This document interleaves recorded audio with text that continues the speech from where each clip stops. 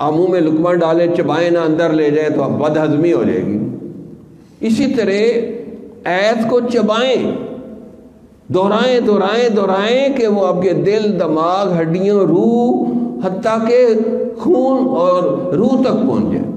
دل سے تیری نگاہ جگر تک اتر گئی، دونوں کو ایک عدام رضا مند کر گئی. ہم دہراتے نہیں ایت کو، بس ایک دفعہ پڑھ لی. بھائی ہزاروں دفعہ ایک ایت کو دہرائیں تب وہ اندر جائے گی نا، نہیں تو گلے تک رہے گی.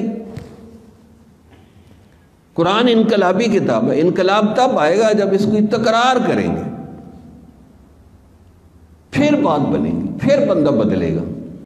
کس سے مانگے کہاں جائیں، کس سے کہیں، اور دنیا میں حاجت روا کون.